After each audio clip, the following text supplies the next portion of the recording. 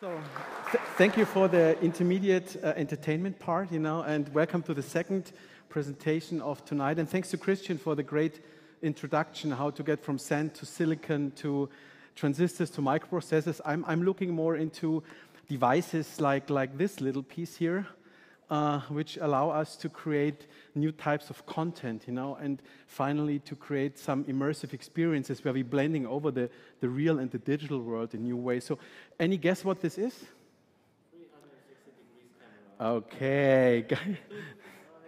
You have seen it's indeed a fully 360-degree camera with two 180 fisheye lenses, and I'm just taking now with this click here a panoramic picture, and I think this is an exciting example how silicon and microprocessors, enabling really exciting new technologies.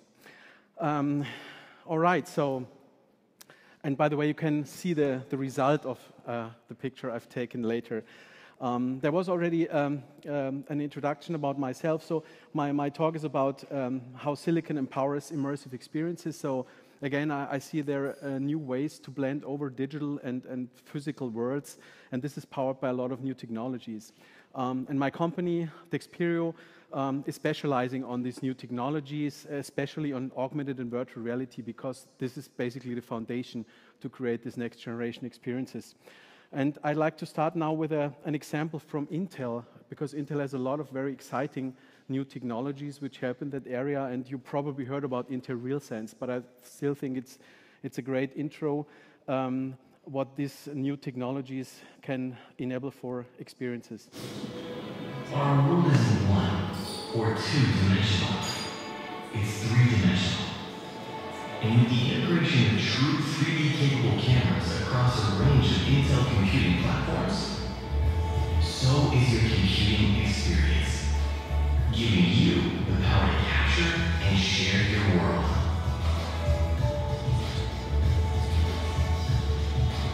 Extend your reach.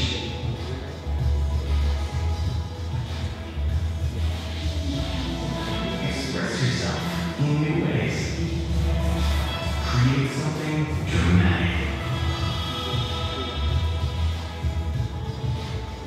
How do our slices cover? Learn something entirely new.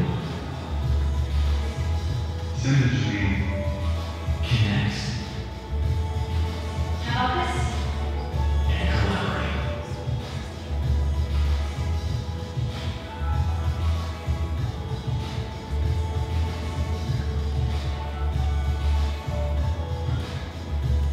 Full 3D computing is here today, connecting you with what matters most in ways you never imagined.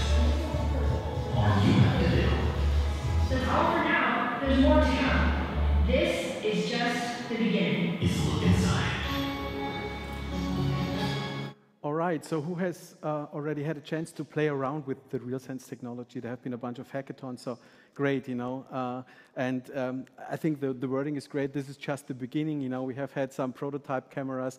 The first commercial products are out, but I think there will be much more advances in the future, and this is really just the beginning for a lot of exciting new experiences. So you have seen the technology is basically taking pictures like with an RGB camera, but there is also a depth sensor, which allows you to really get a 3D representation of a room, because it can actually detect the depth information. You can basically scan. There's a product out there from Hewlett-Packard called Sprout. It's a PC with the built-in RealSense camera, and it's really focusing on 3D object scanning. You just put an object under the camera, and you immediately get a 3D model and can manipulate it and do something with it. You can also go into very new, exciting ways to take pictures, because you get the full picture information, and you can decide later what the areas of focus are you want to have in your picture. You can, like we have seen, create new ways of communications, like a chat where you really take a person out of its context, put it in another context. And of course, you can do also wave gesture recognition. So we're actually building a prototype of a virtual boxing game where we're using this technology to detect the hand movements and then give a gameplay where people can do a simulation of a real boxing game. So I think this is a great introduction, how technology can help us to deliver new digital experiences. And I'd like to focus on three things in my talk. The first is about the Internet of Everything, because I think it's a great example how digital technologies are invading our lives, and allow us to do many exciting new things. Then I want to talk about the digital experience spectrum, because there's a full range from experiencing something in the real world, starting to augment it, make mixed reality, up to the full virtual reality experience. And the final part will be about the enabling technologies behind these experiences. So let's start with the Internet of Everything. I think the exciting part is that we're having more and more devices and services, and we're using them in all kinds of different contexts. When you think about a context, your body is becoming a smart body, because you're putting a smartwatch on your hand, you're putting a smart glass in your face, and there are many different other exciting technologies in the wearable space, so that your body is becoming a computing environment. But then you have your smart life, the places where you spend most of the day, your smart home, with a connected TV, with a connected kitchen. Then you go into your smart car and drive in your smart office. There you're spending a lot of your time. But you also go out in the smart life, in the smart world. This means you go into a shop, and then there are suddenly some beacons who start to talk to you. So the whole world is getting much more, filled with all kinds of digital technologies. And I think this is powered by all the sand and silicon, companies like Intel are basically developing. Then you're using a lot of services, because all the context and the devices are useless without all the data and the computing power we have in the cloud. When we look into the devices, we have classic devices like PCs, mobile devices, smartphones, but a lot of new device types are emerging, all kinds of connected devices, variables, sensors, and this is the new playground we have for building next generation experiences. And I will focus a little bit on technologies which are helping us to build more this immersive kind of experiences. So it's about augmented and virtual reality technology. And you've probably heard about most of the devices here. A lot of them will come out soon, or have been already on market, have been taken away from market, like Google Glass. But there's still a lot of technology development going on, and we will see a lot of exciting stuff coming up. I highly recommend a company called K0. It's a UK-based consulting company, and they're tracking all the developments in the world of virtual and augmented reality. And so they have a very good overview on what kind of products and technologies are already on the market or will come soon. And the exciting part is the big launches of the consumer products, like the Oculus Rift and other high-end headsets, are just next year, but you see already how many devices are here on this chart. And when you look into these numbers, it gets even more exciting, because it's a projection how many devices will be sold in the next couple of years. So, and we are now in 2015, and don't wonder, there are just some development devices out there. There's nothing on the market you can buy now, but there's a huge prediction for the upcoming years that this augmented and virtual reality headsets will really get a big market, So, pardon? So there are a lot of, virtual reality or augmented reality is in the first place something for the eyes, how you see and experience different worlds, but you need also some interaction capabilities, so how you track basically the movement of a person in a virtual room. So just an example, there is a product out there called OmniVirtux. It's like a kind of virtual treadmill, so you have sensors on your shoes and you have a ring across your body so that you don't fall off when you use it, and then you can really fully move yourself in a virtual environment, and all the movements you're doing are fully, transferred into the virtual reality environment to give you this presence, the feeling that you are really in a virtual world. And there, I think the exciting part is that some people say that the market for this input system is at least as large as the market for the headsets themselves. I think they can focus on a good computing power, on visual representation, but you need a lot of additional technologies to interact with these virtual worlds. And I think we will see a lot of very exciting developments here. Do you think the majority of the sales in the beginning is going to be to businesses or to end customers? Do you think that the majority of the sales you project in this chart is to businesses or to private customers? That's actually a good question. You know, I think when you look into the announced price point, for instance, for Oculus Rift, they just recently mentioned that you probably need a computer worth around about €1,000 just for the computing power. You need the device itself, which is probably another €500. So it's probably a niche market in the beginning for hardcore gamers, for instance, you know. Not a mass market yet. On the other hand, probably a lot of businesses are starting to buy this technology to create an immersive showroom to present their product. So I think we will see how the market will develop, you know, but it's not a huge market in the beginning, just early adopters like gamers or special businesses which see a value will probably take off. But there's another thing I'll talk later about. It's you can already do a lot of cool stuff with cardboards and your telephone, you know, your smartphone. It's not the full experience like having a high-end headset for €1,500, but it's still something which is pretty exciting. So that might provide the bridge to the higher end stuff, right? Yeah, and actually, would you buy a first-generation product, which is pretty expensive?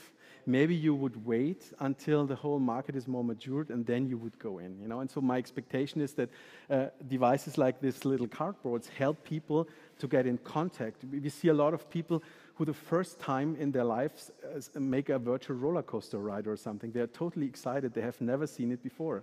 And for this first moment, it's totally okay to have not the best resolution and not the best frame rate, whatever, but it doesn't matter. But this technology helped to create the awareness at the broad mass market that a cool technology is emerging. Yeah? And by the way, this chart, I think it's 3 months old. It's wrong anyway. So there are others outside, but the most exciting part is each one of these charts is showing high numbers for the future, you know. All right, so now that we've seen a few examples how digital technologies in the Internet of Everything are invading our lives, I want to now specifically show you the digital experience spectrum. So I told you before, you can experience the real and the virtual world in different degrees. You know, you can start basically in the real environment. Let's say you go in a shop and you have your smartphone. This is an example of an application we built where we have beacons in the store, and they talk to you when you're crossing a product. And let's say you're interested in sneakers and you're running across a sneaker. He can talk to you and say, well, I have a little video. Are you interested to view it, whatever? So there is already a way to extend your physical experience with some digital technologies, but it's in a way it's disconnected because you have a separate device, you know, there's a little bit of communication, but it's not really blended over. This is different when you start to do augmentation, you know, and this is an example of Google Glass. I simply took it because we have also did 2 years of Google Glass development. And as you know, the product has been taken from market or has never been launched. But I think we will see a lot of augmentation technologies coming. You know, a lot of people use it today with their smartphones, with their tablets. But it's, of course, much more convenient to have a virtual reality glass. And when you look on a product, you see some additional information, the pricing, maybe some social recommendations from others. And I'm convinced that when the technology is more mature, maybe in 5 or 10 years, and everybody has a little clip he can put on his ordinary glasses, nobody sees that you're wearing this fancy technology, but you still can do augmented reality experiences, then this will be cool. You know, you've probably heard about Microsoft HoloLens, also an upcoming technology. So there will be a lot of exciting stuff coming. You know, so you start to look into the real world, but there's more and more digital overlay coming into place. And you can go to the next level. This is an example from a company who's also in Werk 1. They are selling this Enshow dressing system. It looks like a huge iPhone.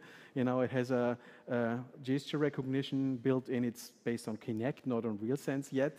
And so you can stand in front of this device. It scans your body, and then you can start to virtually make some dressing stuff. So you see the digital information is getting more dominant. So you still see your body, your face, but the rest is maybe a digital overlay, you know.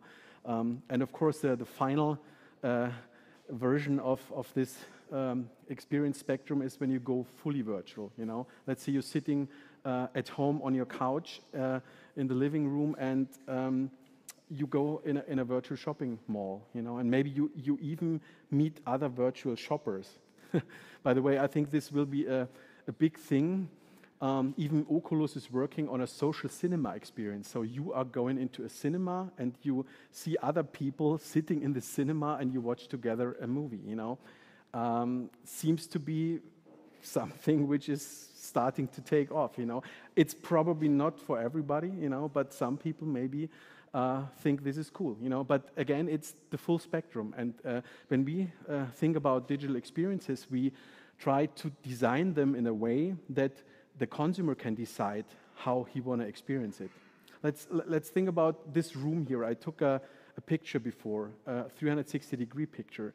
Now we could start to augment this information with some markers, with some overlays. Let's say I'm looking onto the Intel logo and I'm getting some additional information about Intel. While I'm here in the room wearing an augmented reality glass, I would see this marker and get the experience by being here. But by having the full video or 360-degree panorama, I could experience it also at home. You know, I would look on a digitally generated virtual reality, but I could have the same information. And that's the kind of exciting part about it, that you can have this experience in different degrees, more on the real world side, more on the virtual side. Okay, so now that we have seen what this digital experience spectrum, there's a question? Sorry again. But isn't this just like really narrow-minded because it's just replicating current experiences, but digitally? Wouldn't it be more attractive to create experience you otherwise wouldn't be able to have? That's a good question, and we come to that later, because it depends, of course, based on what kind of material you're doing stuff. Let's say you're creating a virtual reality game. You can do something complete artificial, which is never real, you know, and that's the coolness of it. On the other hand, you maybe want to create something which is hyper-realistic, like, for instance, we're doing now a boxing game, and we're taking the kickbox champion, world champion guy, and we want to make it give you the impression you are really boxing against a real boxer, you know. So we are trying to replicate the reality, you know. So it depends on what your intention is, you know. And of course, you can give the ability to experience something totally artificial, or to give people the ability to experience something in a way they never can do in reality. Let's say you put, you're capturing, for instance, we talk about this for a project, you put a camera on the head of a polo player, you know, because you probably don't play polo, you know. But when you have a 360-degree camera on a helmet of a guy who is playing polo, you give him the ability to somehow feel like it is to play polo, you know. It's of course not the real thing, but simply having this viewpoint, you know, and all the other things, it gives you the ability to experience the reality in a way you have never done before. Maybe talk later about that, but for myself, I really like augmented reality, and you can see stuff, you can hear stuff, but for myself, I want to feel like, you know, if I'm virtual shopping, I want to feel how close this on my body. Is there any? I know exactly what you mean, and this is indeed a problem, you know. So, and again, it's exciting when I talk about our virtual boxing game, because on the one hand, you know, you see your real hands, you know. We did it with real hands or leap motion, and you have a kind of real boxer in front of you in a real boxing arena, you know, and you are really knocking him and everything, and you have the noise and everything, but what you don't have is the knockback, you know. You don't get the punch when he is knocking you down, and I think it will be exciting to see to what degree this is harming your excitement, you know. But I'm sure that there are already some technologies which try to give you some haptic feedback on even virtual reality. But I think over time we need this very urgently. At the moment, the focus is more on the realistic you know, projection and the kind of immersive, you know, the interaction with the system, not having real haptic feedback. But we need this. I'm all up for that. Okay, but I have to be a little bit of an example. Are we investigating the same foresight that we are projecting these technologies? The social and implications of these technologies are linguistical synapses. When we all roam the streets with new chimeras, you know, the mix of virtual and real, we started using them thought. For example, pornography. What are your thoughts on this? You know, yeah, I can.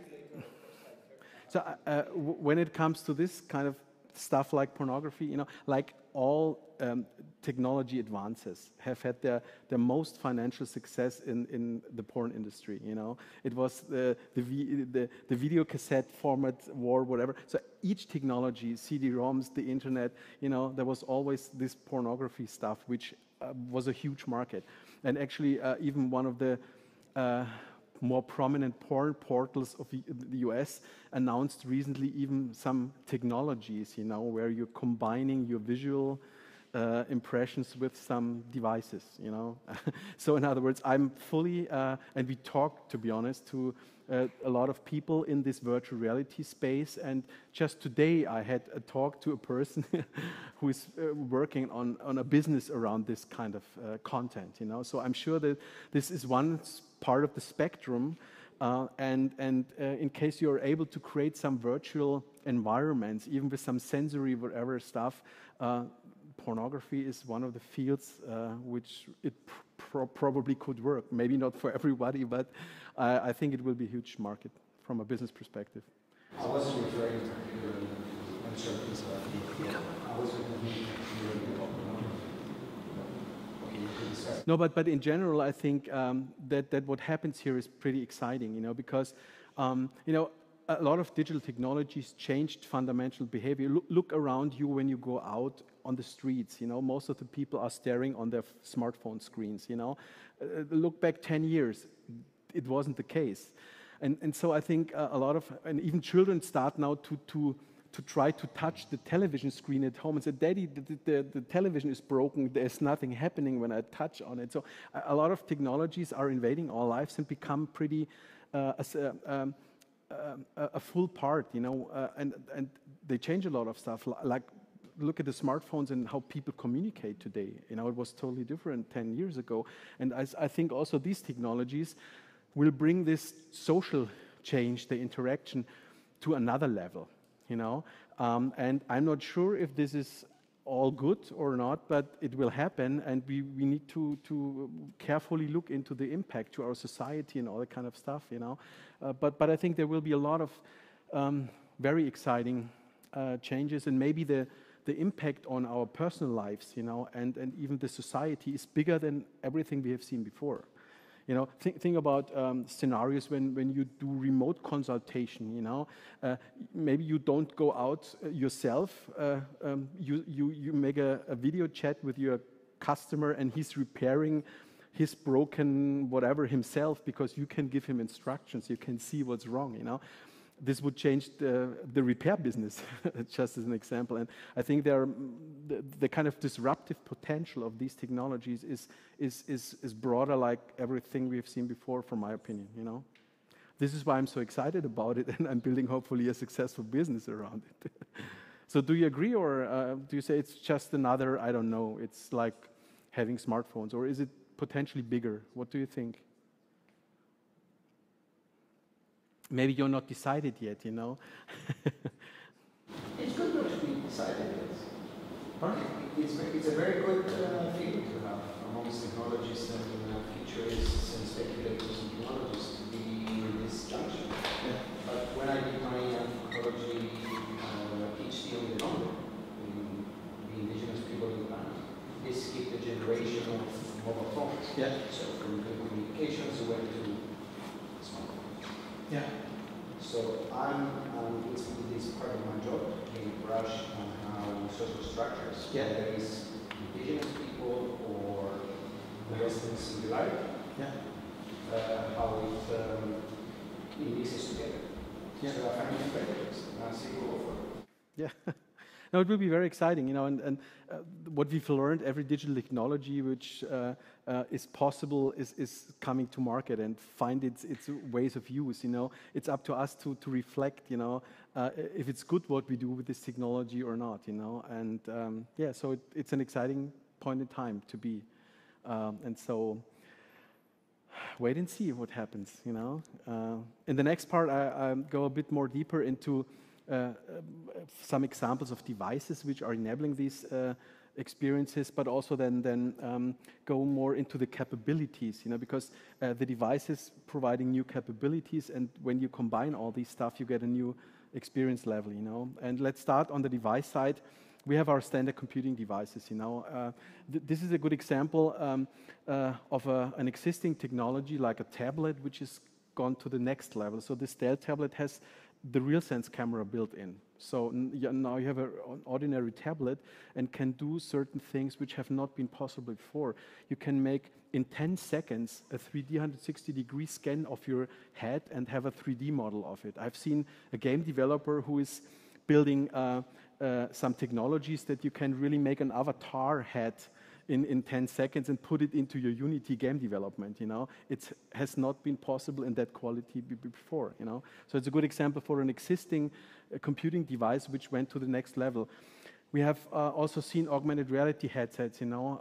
I was a big fan of Google Glass. We did a lot of development, but it was not ready for prime time, you know.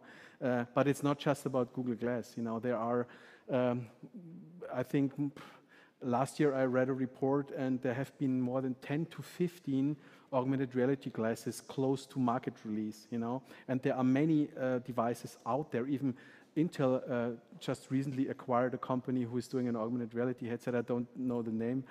But you see a lot of augmented reality devices already today more in industrial production, because most of the devices look really ugly, you know. I think Google Glass was a nice, more stylish approach, but it was still not socially accepted in the public, you know.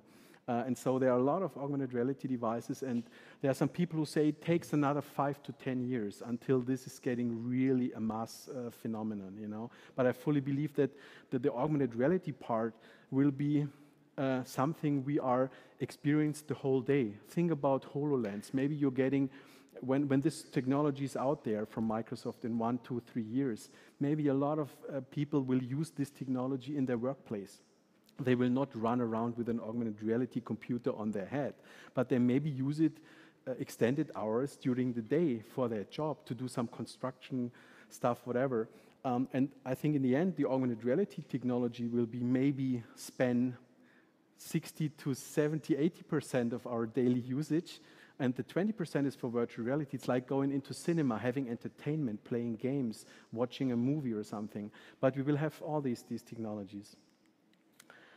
It's not just about the augmented reality headsets. We talked about this, the holographic stuff like HoloLens, you know. And in case you haven't seen this Microsoft HoloLens video, just search for it, and it's pretty exciting, you know. And I know people who had this technology on their heads. They tried it out, and they say, it's cool. It's maybe not as cool as the video Microsoft has done in the first version, but it's really very, very promising, you know. But it's not just about the holographic headsets, it's also about holographic projection, you know. Even when I took the picture here, I have a full 360-degree information about the environment. And can you hear me? Okay. Should I stop talking, do some dancing, or? Okay. No, but when you have this information and you have the geometry of, you could take a Dell tablet and make a capturing of the room. Let's say you have 4 walls, and then you know how you need to beam out the content of the video to give you the illusion that you have a virtual room rather than a squared room with 4 walls, you know. And so I think even holographic projection is coming to a point where it's affordable. So this device is a Kickstarter project and costs around about $800 or $900. You know, will come out in a couple of months. So even holographic projection will become a reality more and more. And of course, we will see virtual reality headsets, you know. You have heard about Oculus Rift, about the Sony Morpheus, about the HTC Valve. Everybody is building something, and so thank you. Okay. But there's not just you know, the regular high-end headsets. There's mobile VR, which is, from my point of view, even more exciting, because when you have had such a Oculus Rift and all the cabling behind you, it's not fun, you know. But when you put on a let's say a Samsung Gear VR, you know, it's the freedom you feel. Just put your phone in and you can walk around, and it's also not too bad what you can experience. So there will be a lot of exciting headsets come out.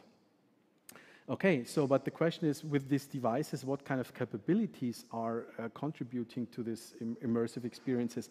And it's about, the first part is about how can I sense for the context, you know? I'm somewhere, but I need some contextual information.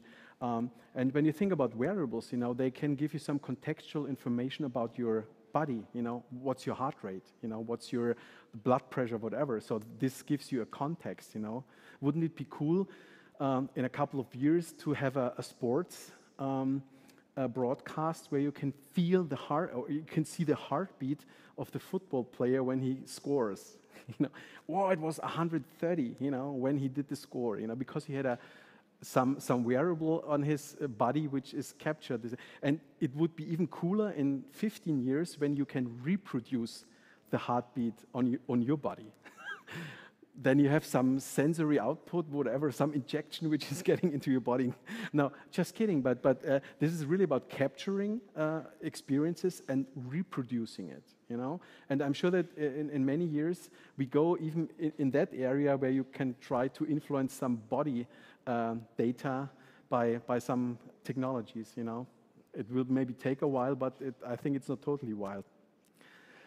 Okay, so we have wearables to sense your body. We have, of course, all these beacon and Bluetooth technologies which allow us to interact, to get some proximity information, you know, and based on that proximity, how close you are to an object, you can do something.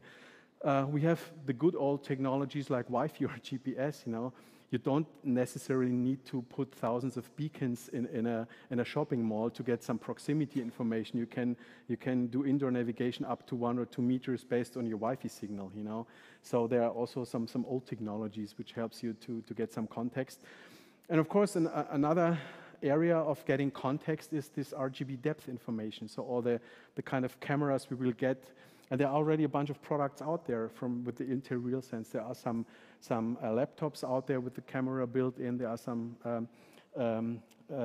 tablets out there, and for sure, most of the devices will have a depth sensing camera soon rather than have just an RGB camera. So we can sense for context, but we can also interact in a different way.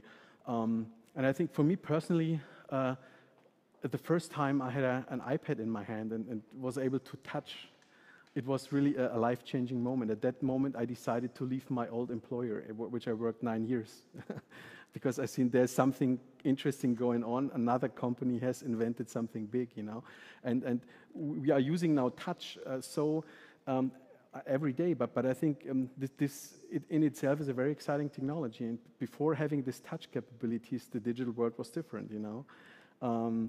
It's not just about touch, it's about voice, you know. Maybe you're not so excited about it, you know, and we have seen the first versions of Siri and all the jokes about it, but I have also an Android smartwatch, and not yet on my hand, but or not here with me, but I realized it's working so good these days that I'm using it more and more often, you know. It's very natural to just speak on your watch, ask for something, and it simply works. It was not the case 5 or 10 years ago, but voice has also a chance to become a much bigger part of our lives, and especially also in virtual reality applications. It's very helpful for navigation into a virtual scene, you know. We build, for example, an application where you can navigate in a virtual real estate object, and then you can switch the floors just by your voice, floor number 1, floor number 2. So I think voice will be a bigger part of our digital lives. Look into the commercials like Google is doing now on television. You know, it's a lot about search and voice, and even my daughter is talking to her computer all day, Google, and you know, this wouldn't have been the case 5 years ago because the quality was not so good. The next thing is about gestures. You know, we can now start to interact with our computers by really doing some gestures. You know, very exciting. Again, it's enabled by technologies like RealSense, like Leap Motion, and I've even heard about other exciting technologies where you can detect some gestures by the change in the frequency spectrum of your Wi-Fi signal. So, a company really did some research, and they figured out that there are some characteristic gestures, and when you do like this, they can detect a change in the frequency spectrum, and they can use it as a gesture, you know. And you just need your wireless network and some special router settings, and then you can even start to interact with gestures based on your Wi-Fi spectrum. So that's exciting, and so we will see a lot of other exciting things. Today I talked to a company, a startup, who are building some gesture recognition technology based on ultrasound. They would say they come next year to market with a product which is like a $1, a €1 coin, and the cost will be significant below €10. You know, this, in case they, I ordered already some beta kits, you know? No, but I'm not sure if they're really able to deliver, but you see that there will be a lot of exciting technologies coming to really capture your gestures and use it for interaction.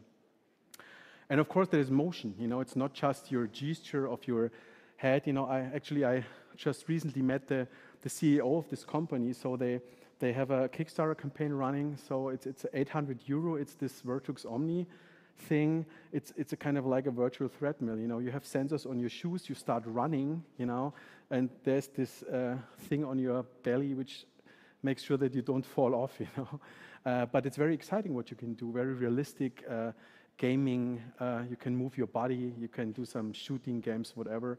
And so you can really capture the motion, you know, and bring it into the system. Okay, so the next thing is how you visualize stuff, you know. It's about the augmentation, you know. We have seen the classic 2D overlays. Probably everybody has already played around with this classic Junaio browser, and you looked into you know, the environment. Oh, there is a Starbucks restaurant, you know, 500 meters away. So this is kind of not that super sexy 2D overlay. You look into the real world and get some 2D overlay on it, but it can get more exciting, like having real 3D overlays. Maybe you know the company Metaio. It was a Munich company, the world leader of augmented reality tools. They have been recently bought by Apple.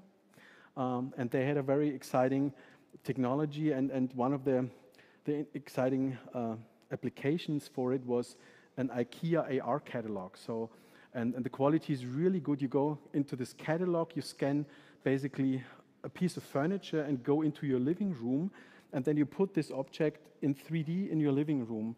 And they have been also able to replicate the correct lighting. So, they captured basically the lighting conditions in that room and made sure that the shadow of your virtual object is in the same direction like the real shadow from the other object. So it was pretty cool, you know.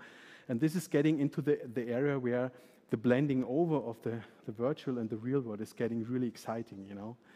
And so the 3D stuff, and of course, you know, Microsoft is potentially bringing it to the next level with hologram and even more exciting blending over of these technologies. So we will see next year, hopefully. All right, so but then we talked about visualization. And the last thing I like to talk about is how can you virtualize, you know, things? How can you really give people the ability to explore something which is either real or artificial, you know. So you can virtualize even human bodies, you know. There are some studios out there with sophisticated camera setups. We did some tests with a facility in Prague. You know, they have, in the meantime, camera rigs with more than 200 DSLR cameras.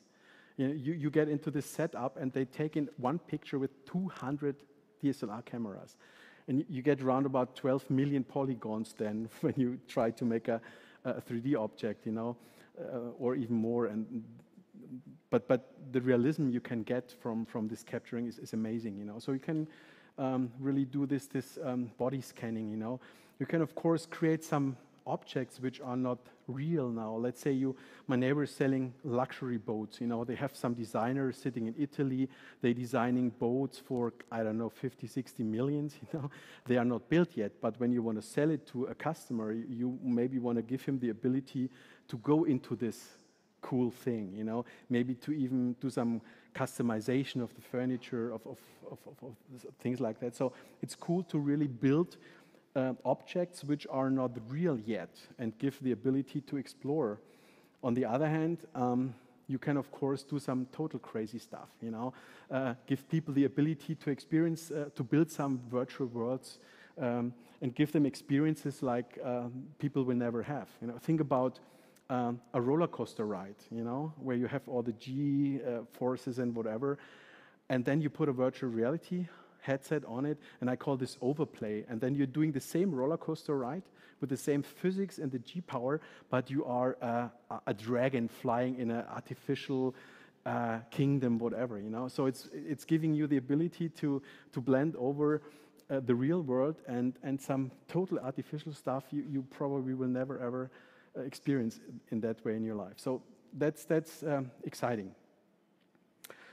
Okay, so with that, I'm coming close to the end, and I just want to finish with a low-tech but high-impact technology I mentioned before. You know, this is this cardboard stuff. You know, we have built our own cardboard. You know, like you can see here, like you can try out later.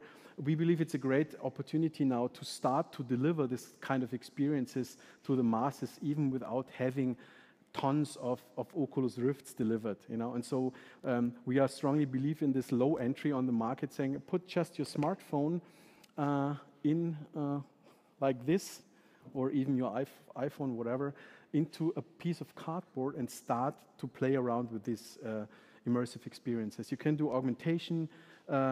Let's say you are in a real estate business and somebody is going on the building side of the new house. You can put this into your cardboard. People can see the real environment. They see the 3D model of their house, and they look outside of the window of their new house, and they can see what kind of part of the neighbor building they will see, or what the neighbor will see from your building, you know. And that's exciting. And this is something you can do today for nearly no money, you know. And so this is the power we see in this cardboard movement, and I think it will help to really spread out this augmented virtual immersive experiences in a big way. And with that, I think I'm at the end of this presentation. Thank you very much. If you have some questions, please ask now or later. I'm here for the rest of the evening. Thank you.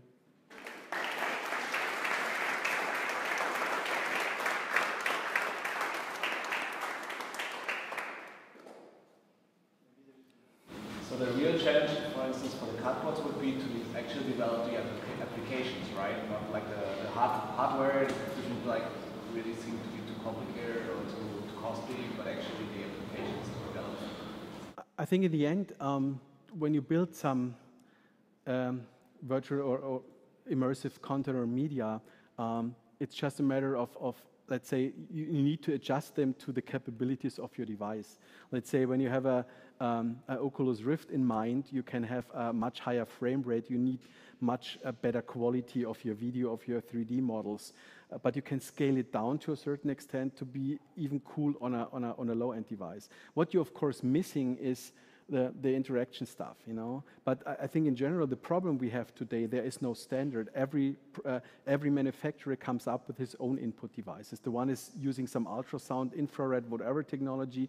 The other had an input device, and we don't even have a common understanding on how a user interface should look like.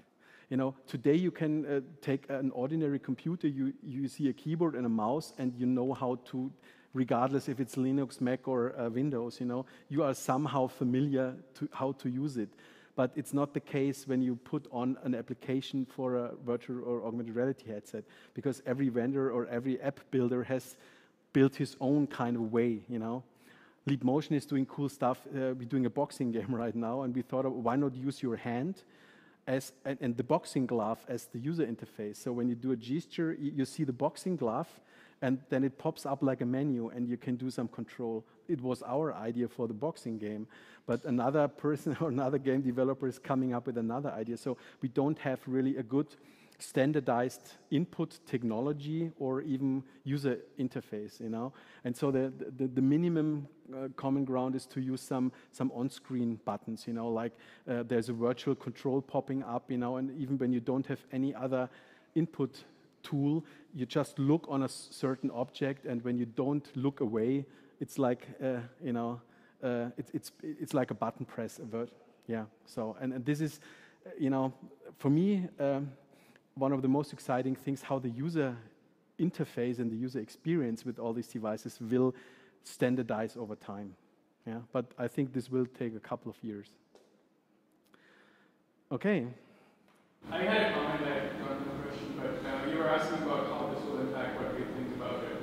I was at CES this January in Las Vegas, and this was the first time that a big chunk of the floor was given to where you at CES? Last year, not this year. So this year CES, a big chunk of the space was VR hardware, and there was excitement in that space. So the Omnics virtual, there were two booths on display, and someone was playing a game all the time, and there were at least 24 people standing in front of it. Every time I walked by, 24 people standing in front of it, watching it, wanting to play. They were not playing. And Oculus had a demo of about eight rooms with their Rift devices, and every day the queue was about 2 booths long to get into it. Those are people who had not signed up, and there was a similar queue for people who had signed up. So now this is a self-selected group. These are electronics people. These are mostly engineers and business people in that sphere. But still, the excitement was amazing. There was no such excitement in any other part. There were some is a wearable section, but no other part of CES had the excitement that virtual reality had. So this makes me happy. You know, by the way, 2 years ago, I was about wearables. I was excited about wearables and stuff, you know. And you see the power of this. And there's also this kind of expectation that every 10 years there's a new computing platform, blah, blah, blah. And a lot of people already think that this kind of virtual augmented thing is going to be the next big thing. And to be honest, I fully believe, I feel myself like being in the early days, we did online before the internet, you know, and everybody thought, wow, now the web is there and something big is going on. Nobody did know what will happen, but everybody had the impression this is going to be big, you know. And for me, it's the same with this stuff now. And I see it nearly every day. Like today, we have been on the Royal Jungle, a startup event, whatever, and a lot of people have seen the first time in their life a cardboard and a virtual reality headset. And it takes mostly 5 to 10 seconds to get either a cool, guile, shit, wow, you know. So, and nearly every second person is having this experience. They are super excited. And I think there is a certain power in this first time experience. And maybe it's just this little moment, but most people who wear this the first time get excited about it, and this creates some long-term potential for business, you know. And you're just emphasizing, yes, it's. Yeah, and since Intel people are here, I would say that the Intel RealSense display was amazing. They really thought how to demonstrate it. They had long-distance and RealSense devices, so you could walk through a cave that would interact with you, it would change, you could touch something, and the weather would change. It was very good. So. The future will be bright, it will be immersive.